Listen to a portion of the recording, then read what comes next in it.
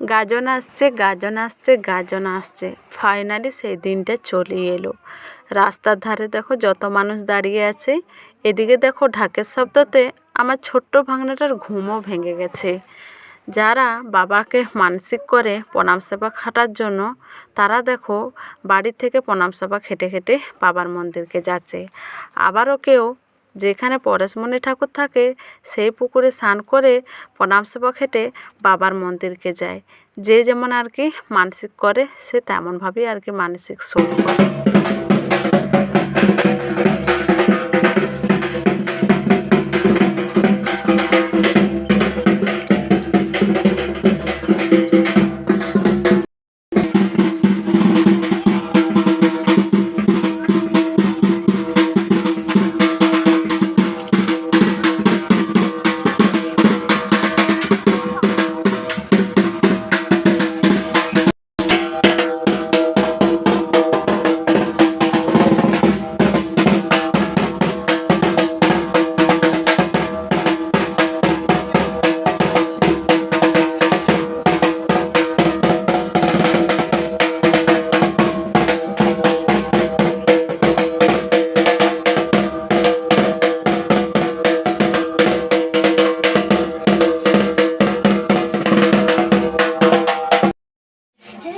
Hello friends, তোমরা সবাই কেমন আছো? আশা করছি তোমরা সবাই খুব ভালো আছো। আমি তো খুব ভালো আছি। লক্ষ্মী লাইফস্টাইল টুলবে নতুন একটা ভিডিওতে তোমাদের সবাইকে ওয়েলকাম। তো ভিডিওটা তো অনেকক্ষণ আগেই শুরু করা হলো, তোমাদেরকে তো দেখালাম যে প্রণাম সেবা খেটে খেটে কী করে বাবার মন্দিরকে যাচ্ছে। তো এখন আমি এই যে চা করছি, দাঁড়া দেখাই। এই যে এখন আমি চা করছি, চা করা হয়ে গেছে। আমি এখন চা দেবো, কারণ মামারে এসছে, বাবা ঠাকুমা, তারপরে আমার বৌদির মামারে এসছে, তো তাদেরকে এখন চা দেবো। তো চাটা যেই বসেছি হয়ে গেছে, তো সেই হচ্ছে মামারা আবার বাজার দিকে চলে গেল। আর বৌদি এখন দেখা এই যে রান্নাঘরে নাতা দিচ্ছে। তাই ভাবলাম ছোটো ছোটো বাচ্চা বলতে যে মেয়ে ভাইজি, ওরা তো বাচ্চা নয়, বাচ্চা হলেও সকালে চাটা অন্তত চাই, তাতে ছোটো হোক বড় হোক যাই হয়ে যাক, সকালে চাটা। চলো ওদেরকে আপাতত চাটা দিই। তো বন্ধুরা, তোমরা আমার পুরো ভিডিওটি দেখতে থাকো। আর আমি ঘুম থেকে তো উঠেছি প্রায় তখন 4টা বাজে, তো চারিদিকে ঢাকের শব্দতে আর ঘুম ধরছিল না। তো আমি ঘুম থেকে উঠে বসেছিলাম, বসে থাকার পর মর্নিং ওয়াকও করে চলে এলাম। আসার পরে যে সংসারের টুকুটাকু কাজগুলো আর কি করে নিচ্ছি, কারণ বৌদিও তো একা, তাই না? হাতে হাতে করে দিলে হয়তো বৌদিরও হালকা হবে আর তাড়াতাড়ি কাজগুলো হয়েও যাবে। এই যে সবার জন্য লিকার চা বানালাম, আদা দিয়ে লিকার চা। এদিকে আসো আসো। তুমি কালকে যাত্রা শুনতে গিয়েছিলে? কেমন যাত্রা হচ্ছিল? আর আর লোকগুলো কেমন হাসছিল? হা হা হা হা হা করে বেরাস করেছ? না, মিথ্যা কথা বলছো। তুমি ঘুম থেকে উঠে ডেডিং দেখতে গিয়েছিলে। চলো বেরাস করে নেবে, চলো, তারপরে চা দেবো, বুকু দেবো, ঠিক আছে? চলো চলো চলো। হ্যাঁ কি বলছো? কি বলছো গো? কোলগেট নেবে না? তো কোলগেট না নিলে বেরাস কি করে হবে? কোলগেট নেবো না। ঘুমিয়ে উঠে সকালে বেরাস করতে হলে প্রত্যেকটার বাচ্চাদের কি এরকম হয়? সোনু তো আমাদের করে। চলো চাটা সবাইকে দিয়ে দিই। চলো চা নিয়ে নিয়েছি, এখন সবাইকে দিয়ে দেবো। চলে বসো। আমাদের বড় ভক্ত চা খাওয়ার, তাই তো? বড় ভক্ত চা খাওয়ার। কোনটা খাবে গেলে? আমি এত ভোর উঠেও এখনো ঠিকঠাক মতন আর কি কাজগুলোই হচ্ছে না। তখন মুড়ি খেতে অনেকটাই দেরি হয়ে যাচ্ছে। তাই দেখো প্রেসার কুকারে এই যে আলু আর এই কলাই একসাথে সেদ্ধ করতে দিয়ে দেবো। আর বৌদিকে ততক্ষণে বলছি যে তুমি আদা রসুনগুলো ঠিক করে না, প্রেসার কুকার থেকে নামিয়ে অন্তত উনানে আর কি ছুঁকে নেওয়া হবে। আর এই মাত্র আমি আর কি চা খেলাম। আর বৌদিও আর কি উনুন ধরাতে পারছে না, কারণ স্নান করতে আর কি দেরি হচ্ছে, বুঝতেই পারছো। পরব পালে দেবে একটু সব কাজেই লেট, হয়তো সেরকম কাজ হয়তো থাকবে না, কিন্তু গুছিয়ে করে নিলে হয়ে যাবে, কিন্তু লেট তো হবেই। তো আমি দেখো, হ্যাঁ পেঁয়াজ রসুন, হ্যাঁ আজকে তো পেঁয়াজ রসুন খাওয়া চলবে। পেঁয়াজ রসুনের সাথে কি সঙ্গে আছে?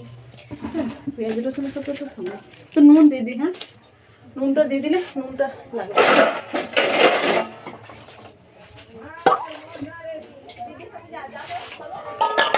প্রেসার কুকারে দিয়ে দিলাম আলু, এরপর পরিমাণ মতন নুনটা দিয়ে দিই, যাতে আলুতে আর কলাইয়ের ভিতরে নুনটা ঢুকবে।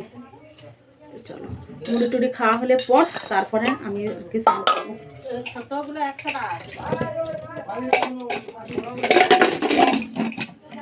প্রেসার কুকারের একটা ভীষণ সুবিধা বলো, যখন লোকজন আসবে তখন তাড়াতাড়ি অন্তত কাজটা হয়ে যাবে। চলো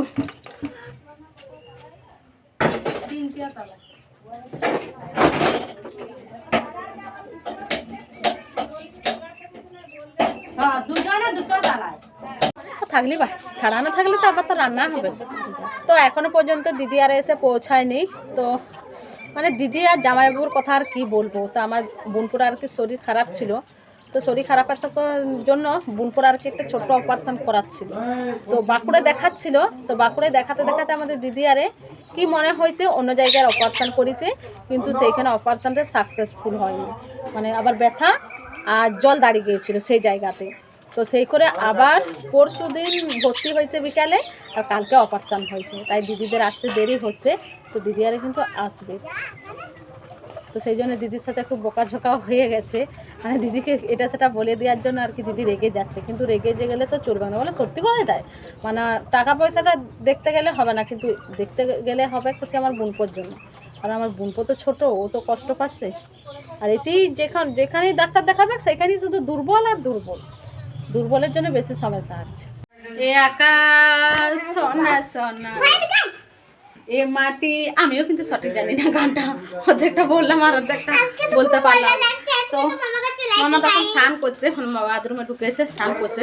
তো বললাম তুমি স্নানটা করে নাও। তো তখন আমি এই যে বাংলাকে নিয়ে বসে আছি আমাদের কোঠায়। এই যে এই যে ভিতরের হল। হ্যাঁ, কি গায়ের হাতে মাথা এত অবস্থা খারাপ করে ফেলেছে কি বলবো। এখন আর মাকে দরকার হয় না। রাতে কি হয়েছে জানো, দাঁড়া তোমাদেরকে বলি। রাতে ওর মামের কাছে শুয়ে আছে, তো বলি থাকুক তাহলে। অর্ধেক রাতে উঠে চলে গেছে আমার কাছকে। তা আমি বলি তুই কি করে জানলি যে আমি এই ঘরে শুয়েছি? আমি তো জানি। আর ননদ আমি আর ভাগ্নে এক ঘরে ছিলাম। আর সোনুকে বলি তাহলে ওর মামের কাছে শুয়ে আছে, তাহলে শুয়ে থাক। ভয় লাগে নি রাত্রেবেলা এই ঘর থেকে ওই ঘর করেছি? না লোক ছিল। আর সত্যি কথাই বলতে রাত পর্যন্ত তো ঢাক বেজেছে, আবার ভোর 3:30 4টার থেকে আর কি ঢাক বেজেছে। সেটা অবশ্যই ভালো লাগবে।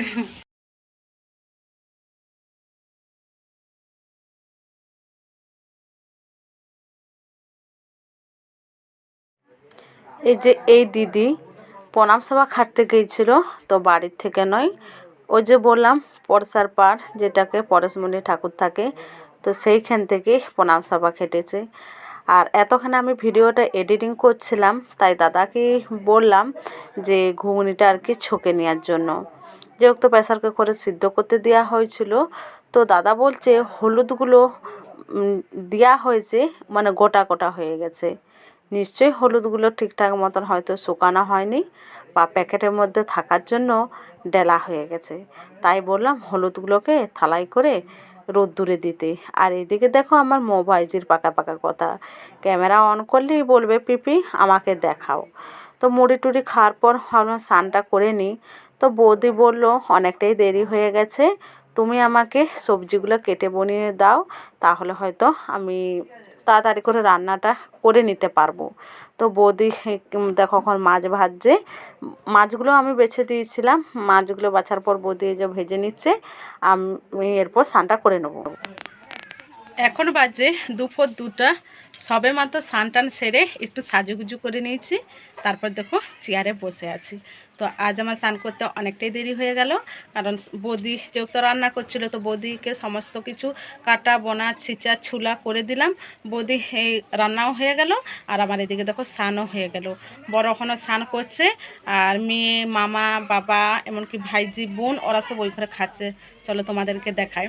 তো তার আগে বলি ননদ এসছিল, তোমাদেরকে তো দেখিয়েছিলাম।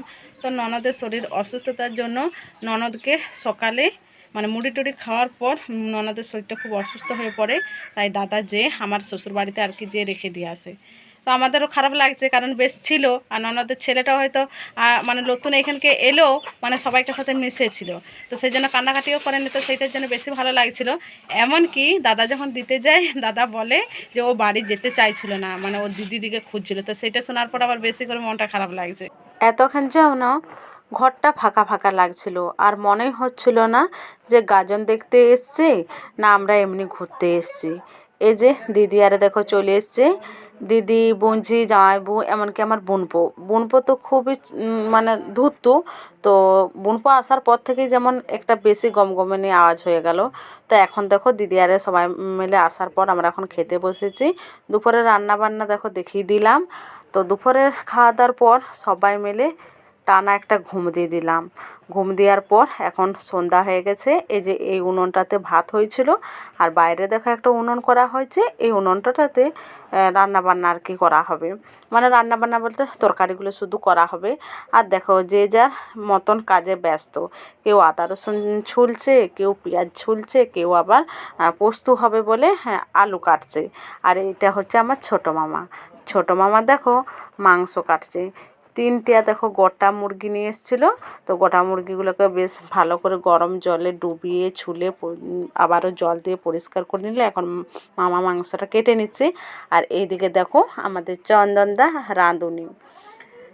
রান্না করতে ভালোবাসি, তাই দেখো আমরা রান্নাশালে আর কি ঢুকেছি। তো সবাই মিলে আমাদেরকে সমস্ত কিছু রেডি সেডি করে দিচ্ছে, আর আমরা জাস্ট খুন্তিটা ধরছি। কারণ ওই যে বললাম রান্না করতে ভালোবাসি আর করেও নিতে পারি। এতগুলো মানুষের কিন্তু রান্নাবান্না একা করে নিতেও পারবো। তো চন্দনদাকে বললাম তুমি যেহেতু রয়েছে তুমি খুন্তিটা ধরো, আমি কড়াইয়ে মানে রান্না করতে যা সব লাগে আমি সব দিয়ে যাব, তুমি শুধু খুন্তিটা নেড়ে যাবে। তো দেখো পোস্তুর আলুগুলো ভাজা হয়ে গেছে, এরপর আর কি জল দিয়ে দিচ্ছি। তো আজ রাতে রান্না বান্না হচ্ছে পোস্ত আর মাংসের ঝোল করব বলছিল। তো আমি বললাম এতগুলো মানুষের মাংসের ঝোল করলে সে মাংস রান্নাটা একদমই ভালো লাগে না গো। তাই বললাম যদি পাতলা করে মসুরের ডাল করা হয় তাহলে হয়তো ডাল, পোস্ত, মাংস কষা করলে বেশ ভালোই খাওয়া হয়। তো তাই বললো যে ঠিক আছে, যেটা তুই ভালো বুঝিস সেটাই কিন্তু কর। আর এই কথাটা কিন্তু আমাকে মানতেই হবে। যাই কিছু হয়ে যাক, যে কোনো অনুষ্ঠান হোক, আমাকে কিন্তু জিজ্ঞাসাই করে যে কী রান্না হবে, এখন কেমন কী রান্না হবে, দুপুরে কী রান্না হবে, রাত্রে কী রান্না হবে। এই সম্মানটা কিন্তু আমি সবাইকার কাছ থেকে পাই। তো সেই জন্য আমার আরও বেশি ভালো লাগে, আর এমনকি রান্নার প্রতি এনার্জিও থাকে। মা তো রান্না করে, মা তো রান্না করে খাওয়াই। আজকের দিনটা হয়তো আমি রান্না বান্না করব, গতকাল কিন্তু করতে পারবো না। কারণ সারা রাত ধরে যদি গাজনে মেলাতে ঘুরি তো রাত জাগার পর তার পরের দিনে আর কিছু করতে ইচ্ছা যাবে না। তো রান্না করতে করতে দেখো এক দাদার চোখে পড়ে একটা সাপ। কী সাপ? চিটি সাপ। তাই দেখো সবাই মিলে সাপটাকে দেখছি। সাপটা কিন্তু খুবই বড়। এখানে একটা গরু বাঁধা ছিল, মাকে বললাম গরুটা সের করে নেওয়ার জন্য। যেই এক ঘা দিয়েছে সাপটা এমন তিরিং বিরিং করছে, আমরা দেখো সবাই মিলে ছুট দিয়েছি। তো সাপটাকে দেখো মেরে ফেললো। কেন বলো তো? চিটি সাপ তো, তাই মেরে ফেললো। তো এখন ডালটা বসিয়েছি, ডালটা হচ্ছে। ডালটা হয়ে গেলে পর মাংসটা আর কি করব। তো দিদিও কাছে এসে বসলো যে আমাকে একটু দেখা বলে। এই যে ডালটা এরপর আর কি নামিয়ে নেবো। ডালটা নামানোর পর এই যে মাংস করার যে মশলাটা এটা করা হয়ে গেছে। করা হওয়ার পর চন্দনদা করছিল, তো চন্দনদা বললো এরপর তুমি করো। তো এই ভিডিওটা এইখানেই রাখলাম। নেক্সট পার্টে আর কি রাতের পর থেকে যে ভিডিওটা বানাবো সেটা তোমরা গতকালকে দেখতে পাবে। তো চলো বন্ধুরা, আজকের ভিডিওটা এখানেই রাখলাম। ভালো লাগলে একটা লাইক, কমেন্ট, শেয়ার আর সাবস্ক্রাইব করে দিও।